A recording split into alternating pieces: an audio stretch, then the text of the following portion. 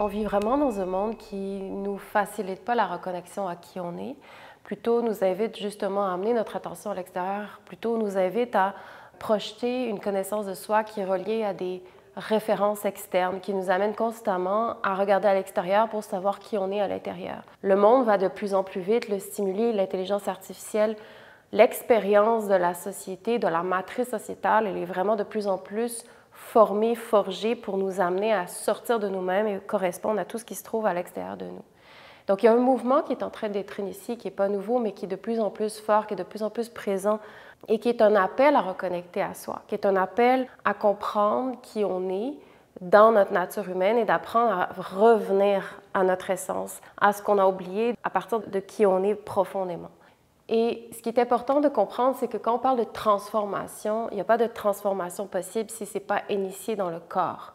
Donc, personnellement, moi, avant de commencer mon processus de womb healing, avant de vraiment plonger à l'intérieur de moi et d'entrer dans mon corps, j'avais déjà initié beaucoup de choses. J'avais déjà essayé beaucoup d'approches, fait beaucoup de yoga, médité longuement, aller dans énormément de retraites, de stages, d'apprentissage somatique X, Y, Z pour vraiment m'aider à comprendre l'univers de la psyché profonde, comprendre l'univers un peu plus New Age, comprendre l'univers spirituel, comprendre la philosophie hindoue, comprendre énormément de choses qui pouvaient me donner des clés, qui m'ont aussi apporté une forme de stabilité, mais jamais le soir quand je me couchais ou le matin quand je me levais dans ma féminité, dans ma sexualité, dans ma spiritualité, dans la compréhension du sens profond de la vie, j'avais vraiment une réponse sur ce que c'est toucher la paix, ce que c'est vraiment de se connaître et le sens de ma vie, pourquoi je suis ici sur Terre. Puis, la clé que j'ai envie de vous transmettre aujourd'hui, c'est vraiment de comprendre à quel point la transformation, elle n'est pas possible si ce n'est pas initié dans le corps.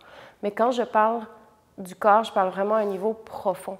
Et beaucoup d'approches somatiques au niveau thérapeutique du corps donnent des clés pour apprendre à être en relation avec nos émotions, être en relation avec certaines parties de nous-mêmes dans notre corps, des danses extatiques, tout ça, mettre en mouvement l'énergie. Mais une transformation, ce que ça nécessite, c'est de permettre le relâchement à la source des blocages qui font qu'on n'a pas cette circulation vitale à l'intérieur de soi, à l'intérieur de notre système nerveux. Donc, c'est vraiment important de comprendre la nuance de pourquoi il n'y a pas de transformation. Souvent, c'est que premièrement, ça reste mental, ou quand ça descend corporel, au niveau corporel, c'est vraiment un espace qui ne va pas descendre à la source de la problématique, qui ne va pas descendre à la source de où prennent racine les blocages, les tensions, les nœuds à l'intérieur de soi, où est réprimée notre énergie, là où, en fait, la circulation n'est plus possible à l'intérieur de nous. Donc, cette circulation-là qui fait qu'on se connaît, on est connecté à un courant, une énergie de source à même notre corps. Donc, c'est ce que je veux amener avec vous parce que beaucoup de femmes cherchent énormément de solutions et ne comprennent pas pourquoi ça ne marche pas. Ne comprennent pas pourquoi, quand il y a eu une ouverture, par exemple, aller dans une retraite, un week-end de féminin sacré ou de chant ou de partage, de mouvement, etc., peu importe l'avenue, et souvent, il y a une forme d'ouverture. Donc, une forme de relâchement qui a été créée momentanément. Mais l'intention, souvent, c'est que ça ne descend pas profondément là où est le nœud initial, comme je mentionnais. Donc, ce qui se passe, c'est qu'après un moment, ces tensions-là qui sont à la source de tout ce qu'on essaie d'apprendre à réouvrir à l'intérieur de nous, bien, elles persistent toujours et donc la fermeture, finalement, ça finit par revenir. On revient chez soi, puis nos patterns, nos addictions, nos obsessions, nos besoins, nos compensations, tout finit par revenir là où on était, puis la transformation n'est pas durable. C'est-à-dire, tout ce qu'on a investi comme temps, tout ce qu'on a investi dans ces différents travaux d'introspection-là n'ont pas donné fruit, n'ont pas ramené quelque chose. C'est vraiment important parce que je me suis trouvée dans cette situation-là. Puis c'est pas que ces avenues-là ou ces approches thérapeutiques-là ne nous donnent pas des clés essentielles qu'on a besoin d'avoir dans nos vies, mais qu'est-ce qui se passe si le corps finit par se refermer? Qu'est-ce qui se passe si ces changements-là sont toujours à refaire pour essayer de trouver une petite transformation en soi? Et qu'est-ce qui nécessite vraiment une transformation qui soit durable, qui puisse changer, qui puisse vraiment transformer profondément notre vie qui on est, qui nous ramène à soi d'une façon authentique? Donc, ça doit nécessairement commencer dans le corps parce que le corps, en fait, il est rempli de tensions. Ces tensions-là font en sorte que l'énergie, comme je mentionnais, vitale, le long de notre système nerveux, notre énergie créatrice, notre énergie sexuelle, ne peut pas circuler de façon optimale parce que toutes les tensions bloquent l'énergie, crée des nœuds, crée des barrages, crée des blocages à l'interne, qui ont tout leur bagage émotionnel, qui ont toute leur mémoire aussi. Et quand cette énergie-là n'est pas libérée, n'est pas relâchée, toutes les ouvertures qui se trouvent au-dessus de ça sont que éphémères, que momentanées. Donc, une véritable guérison féminine, une véritable transformation, ce que ça demande, c'est de comprendre l'univers de la tension, comprendre d'où vient une tension, pourquoi on a des tensions dans notre corps, comment est initiée une tension, et quand on apprend à relâcher la tension, comment ça fonctionne en fait, comment on peut relâcher une tension. Comment on peut relâcher l'énergie, quand est-ce qu'une tension est prête à être relâchée, quel univers est relié à la tension. Et comprendre en fait pourquoi notre corps répond comme ça, pourquoi notre corps se ferme, pourquoi tous ces blocages-là sont initiés. Donc la tension en fait initialement, elle prend racine dans notre corps. Il n'y a pas de relâchement possible de tension si on ne lui donne pas tout un environnement qui facilite l'univers de la tension, comprendre son intelligence. Et est-ce que vraiment c'est une erreur, une tension? Au contraire, la tension est vraiment quelque chose de profondément intelligent qui travaille avec une intelligence encore plus profonde du corps, l'intelligence de la vie. Et donc, il y a des principes, des mécanismes intelligents à laquelle le corps répond.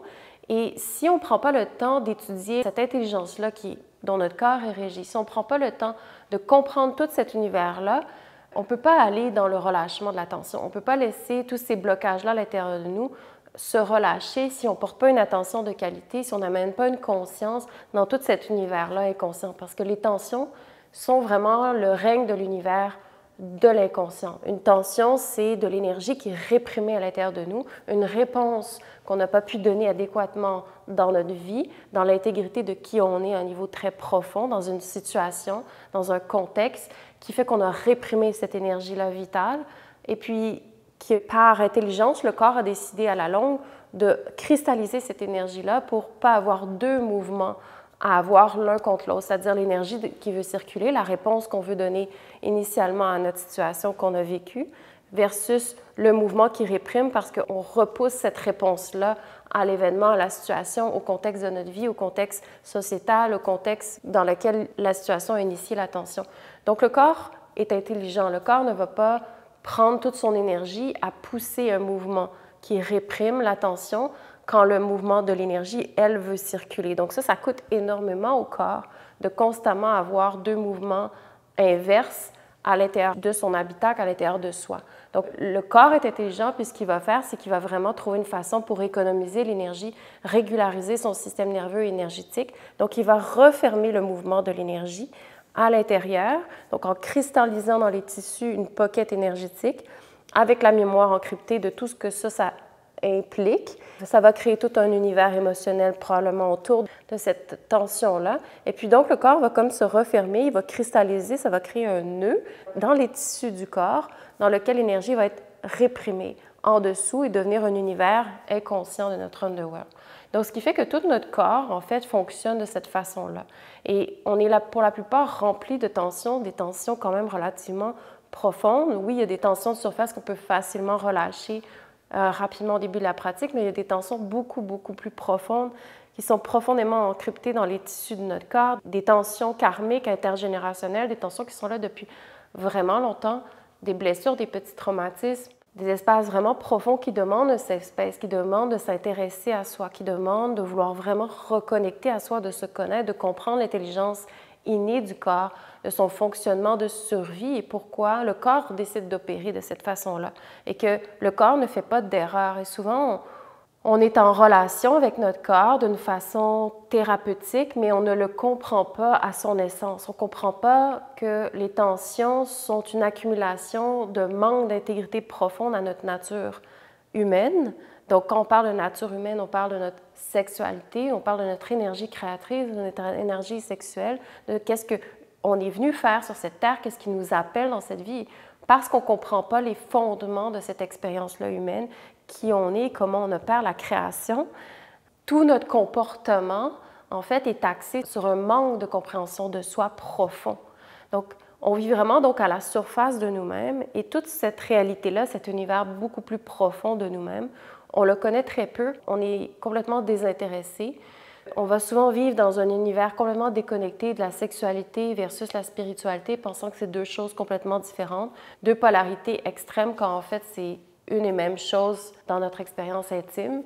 Donc, on va vivre toutes sortes d'incompréhensions par rapport à notre corps humain, qui est la maison qui regroupe tout ça, qui regroupe cette spiritualité-là, qui regroupe cette sexualité, qu'on vit, qui on est dans notre intimité. On va vraiment avoir un manque d'éducation, un manque de compréhension. On va souvent vivre à la surface où on va utiliser le corps pour un high, pour une circulation momentanée, comme quand je parlais tantôt, mais qu'il n'y a pas finalement de relation, de relâchement ancré dans une connaissance du corps. Donc, quand on parle de transformation, quand on parle de transformation profonde, c'est-à-dire j'intègre, je digère et je relâche progressivement les tensions de plus en plus profondes dans mon corps. J'apprends à me reconnecter à qui je suis, j'apprends de la périphérie de où est-ce qu'est mon attention, tranquillement revenir de plus en plus à moi dans ma maison, savoir qui je suis comme femme ou comme homme, et puis de comprendre qu'est-ce que ça veut dire d'habiter mon corps. Et ça, c'est vraiment ça que j'essaie de transmettre avec vous, c'est qu'on croit qu'on est dans notre corps. Et quand j'ai commencé la pratique Origin Yoga, que j'enseigne beaucoup aussi à des femmes qui commencent la pratique, on n'est pas dans notre corps. C'est vraiment une réalité que c'est important de nommer. On croit qu'on est là, mais notre corps, en fait, on l'utilise pour aller d'un point A à un point B, pour avoir les utilités qu'on a besoin d'avoir dans notre journée. On utilise notre corps pour qu'il réponde vulgairement à nos désirs de surface. On utilise le corps vraiment comme un objet, mais jamais on s'intéresse au corps dans son intelligence profonde. Jamais on s'intéresse à étudier l'intelligence de ce que le corps nous enseigne de l'intérieur. Et personnellement, moi, je me suis vraiment dédiée profondément à la méditation. J'ai eu beaucoup de retraites pour apprendre, connecter, méditer. Mais honnêtement, pour moi, ça ne m'a jamais appris à descendre dans mon corps, à descendre dans la réalité, parce que le corps égale réalité. Le corps ne ment pas. Le corps, il détient toute la mémoire de notre passé, la mémoire de notre réalité, autant nos désirs fondamentaux, notre potentiel, qu'est-ce qui cherche à voir le jour en nous, qui on est au plus profond de notre humanité, de notre être, et à la fois toutes les tensions, le bagage karmique, les nœuds, les choses qu'on n'a pas digérées dans notre vie. Et tout ça, c'est à l'intérieur de nous. Donc, quand on ne prend pas responsabilité pour ça, qui est pris dans notre corps, dans notre inconscient, dans notre underworld, qu'on ne prend pas responsabilité pour ça et qu'on reste à la surface, jamais on peut parler de transformation. Jamais on peut parler de connaissance de soi. C'est un mensonge de parler qu'on se connaît quand on n'a jamais descendu dans nos zones d'ombre, qu'on n'a jamais été en relation avec le pouvoir de cette énergie-là, puis toute la mémoire qui est encryptée dans notre corps qui a besoin petit à petit d'être rapatriée à notre conscience. Et c'est vraiment important parce que pendant longtemps, moi, je me suis dédiée à ça et profondément, je me suis juste éloignée de moi. Donc, c'est littéralement quand j'ai commencé à faire face à ce qui m'habite dans la lumière comme dans le noir, à ne pas juger, à ne pas condamner, à ne pas voir les choses dans la dualité, dans le bien ou le mal, de vraiment faire la paix avec qui je suis, d'apprendre à démêler mon passé, mon karma, mon chemin, comment j'ai utilisé mon énergie sexuelle, à démêler quels choix j'ai faits et pourquoi je les ai faits, dans quel but, et que j'arrête de regarder les choses à un niveau vraiment de surface et que je descends et qu'on découvre comment le corps opère à travers ces choix-là. En fait, on se rend compte que le corps, il est notre maison, mais il est plus que ça, il est notre temple. Il est l'espace où on peut vraiment étudier les mystères de la vie à travers notre expérience humaine, à travers les blessures, à travers les endroits où on a manqué d'intégrité. Quand on retourne là, qui ont toujours une marque et une empreinte dans notre corps, quand on retourne dans ces espaces-là, le corps, tranquillement, apprend à relâcher ces tensions-là. Donc, il y a vraiment une façon méthodique de le faire. Ce n'est pas juste une pensée positive, c'est vraiment un travail méticuleux de descendre dans le corps et de favoriser le relâchement des tensions. Ça demande certains principes que la pratique Origin Yoga transmet. Une guidance aussi, des gens qui transmettent à partir d'un espace qui ont déjà intégré beaucoup de leur expérience humaine. Mais sinon, c'est accessible à tous parce que c'est des principes qui respectent l'intelligence du corps, qui respectent l'intelligence de la vie, qui respectent comment le corps fonctionne. Des principes qui fonctionnent dans le corps et dans la vie et qui respectent comment une fermeture et une ouverture se passent dans le corps, qui respectent comment une tension peut tranquillement relâcher, tranquillement s'ouvrir et permettre le relâchement de l'énergie dans le calcul énergétique de notre système nerveux et des différents canaux et systèmes de notre corps. Donc, c'est vraiment important de respecter le corps, l'intelligence du corps. C'est très profond, mais accessible à toutes parce que quand on descend dans le corps, moi, quand j'apprends à me déposer, de méditer, à descendre de plus en plus dans mon corps, tout ce que je touche et tout ce que j'apprends, c'est comment descendre de plus en plus dans la profondeur de la réalité. Donc, quand j'ai commencé à méditer vraiment avec cette intention-là de devenir consciente de la réalité, de la vérité de ce qui se trouve à l'intérieur de moi et de vouloir prendre responsabilité pour ça, de vouloir ressentir. Donc, au départ, c'était très difficile pour moi parce que j'étais vraiment beaucoup à la superficie de mon corps et c'était très difficile de me permettre de ressentir. J'étais pratiquement désensibilisée de moi-même. Et ça, c'est vraiment le fléau qu'on vit, les femmes. On est très, très, très désensibilisé de notre corps, bien qu'on puisse avoir beaucoup d'émotions puis sentir plusieurs choses. La réalité, c'est qu'on est vraiment déconnecté, désensibilisé. On ne sent pas l'intérieur de notre corps, on ne sent pas profondément l'intérieur de notre bassin, l'intérieur de notre corps, de notre chest, de nos poumons, l'intérieur de notre cœur, l'intérieur de notre gorge, qu'est-ce qui se passe vraiment dans notre tête, qu'est-ce qui se passe vraiment dans nos jambes, qu'est-ce qui se passe vraiment à l'intérieur de notre corps, qu'est-ce qui bouge, qu'est-ce que ça dit, quel langage ça parle.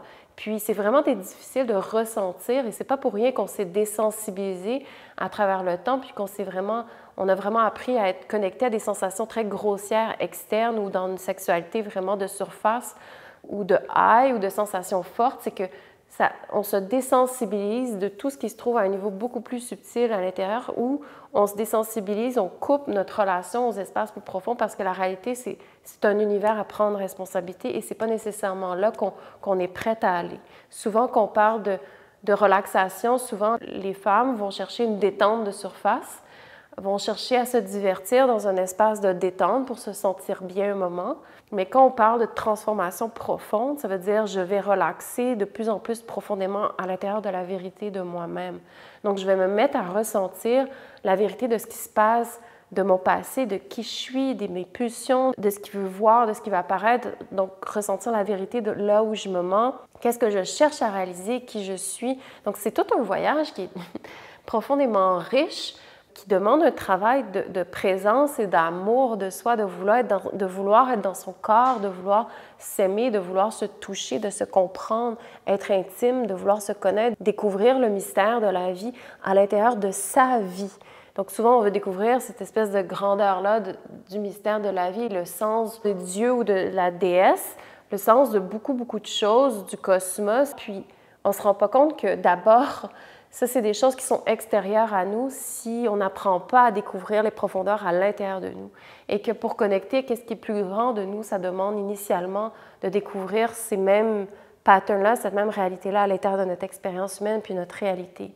Puis c'est vraiment important de nommer ça parce qu'on bypasse toujours la racine des blocages, la racine de ce qui nous permet d'initier une connexion à la profondeur de la vie, ce qui fait que la vie a une substance. On bypasse beaucoup cette réalité-là, puis on se demande pourquoi les choses ne changent pas profondément ou durablement pour nous. On se demande pourquoi c'est toujours à refaire et à recommencer. Bien sûr, c'est quelque chose à cultiver. Bien sûr, c'est quelque chose qu'il faut travailler, mais le changement se passe quand on approfondit à l'intérieur de son corps, en descendant, en apprenant à rentrer à l'intérieur des espaces qui sont fermés. Et les tensions, en fait, ils vont toujours vouloir nous repousser à l'extérieur. Donc la tension, c'est une soupape, c'est une énergie, on se souvient, qui est prise à l'intérieur, cristallisée. Donc quand on n'a pas l'assise, la guidance, qu'on ne comprend pas les principes qui permettent de faciliter le relâchement des tensions, les tensions, en fait, vont être comme une pression dans notre corps qui vont toujours nous repousser à l'extérieur. Donc, ça demande aussi d'apprendre un respect, à savoir comment on rentre dans le corps avec véhérence, avec respect, avec humilité, comment on rentre dans le corps en respectant qu'il y a une intelligence à étudier et à reconnecter dont on a oublié cette sagesse-là, comment on apprend à reconnecter dans le corps pour permettre un relâchement, qu'on puisse créer un safe space profond, pas un safe space de décoration dans notre chambre ou dans une pièce, mais un safe space qui est inné, qui est interne, qui est à l'intérieur de nous, qui est une expérience directe. Et à partir de là, apprendre le véritable relâchement de ce qui a initié la fermeture. Donc, c'est là où c'est vraiment clé, c'est là où on parle d'amour et de véritable transformation, c'est je veux être étudiante de la vie, je veux étudier pourquoi mon corps est brisé, je veux étudier pourquoi ma féminité est brisée, je veux étudier pourquoi mon corps est fermé, pourquoi je n'ai pas d'intimité à moi, pourquoi j'ai du mal à m'aimer, pourquoi, etc., etc., pourquoi la source de tous ces blocages-là sont là à l'intérieur de moi. Donc, si on ne s'intéresse pas à la racine de ces tensions-là, de ces blessures-là, il n'y a pas de raison à ce que ces blessures-là ou ces fermetures-là puissent se réouvrir.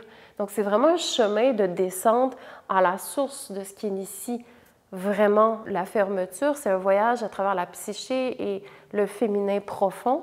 C'est un voyage qui nous amène jusqu'à la lésion primaire de notre expérience humaine. C'est un voyage très profond, très riche, qui demande son respect parce que c'est sacré.